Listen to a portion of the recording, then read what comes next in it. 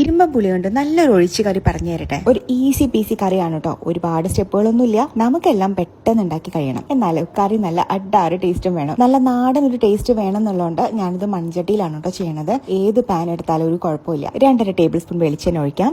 ഇത് മെസ്ലിന്റെ virgin coconut oil ആണ് കേട്ടോ. ഓയിൽ നന്നായിട്ട് ചൂടായിട്ട് വരുമ്പോഴത്തേന് കുറച്ച് കറിവേപ്പില, 1 ടേബിൾ സ്പൂൺ ഇഞ്ചി വെളുത്തുള്ളി ചതച്ചത്, 2-3 പച്ചമുളക്, ഇത്രയും ഒന്നും മൊരിഞ്ഞു വരുമ്പോൾ ഒരു കൈപ്പിടി അളവിൽ കൊച്ചുള്ളി ചേർത്ത് കൊടുക്കാം. നല്ലോണം വഴറ്റാം. ഇതുപോലെ വഴണ്ട് വരുമ്പോൾ നമുക്ക് ഒരു 1/2 ടീസ്പൂൺ മഞ്ഞൾപ്പൊടിയും 2.5 ടീസ്പൂൺ നല്ല എരിവുള്ള മുളക് പൊടിയും ഒന്ന് റോസ്റ്റ് ചെയ്തെടുക്കാം കേട്ടോ. പൊടികളുടെ പച്ചമണം മാറി വരുമ്പോഴത്തേന് നമുക്ക് 1.5 ഗ്ലാസ് വെള്ളം ഒഴിച്ചു കൊടുക്കും. 1 ഗ്ലാസ് എന്ന് പറയുന്നത് 240 ml ആണ്. ഇനി 1 ടീസ്പൂൺ ഉപ്പിട്ടിട്ട് വെള്ളം നല്ലോണം വെട്ടി തിളപ്പിക്കാം. ഇനി നമുക്ക് നീളത്തിൽ അരിഞ്ഞു വെച്ചിട്ടുള്ള ഇരുമ്പം പുളി ചേർത്ത് കറി നല്ലോണം തിളപ്പിച്ചെടുക്കാം കേട്ടോ. പിന്നെ ഇത് വേവാനായിട്ട് അധികം സമയമൊന്നും വേണ്ട കേട്ടോ. പെട്ടെന്ന് സോഫ്റ്റ് ആയിട്ട് വരും. സോഫ്റ്റ് ആയിട്ട് വരുമ്പോഴത്തേനും നമുക്ക് തേങ്ങാപ്പാൽ ഒഴിച്ചു കൊടുക്കാം.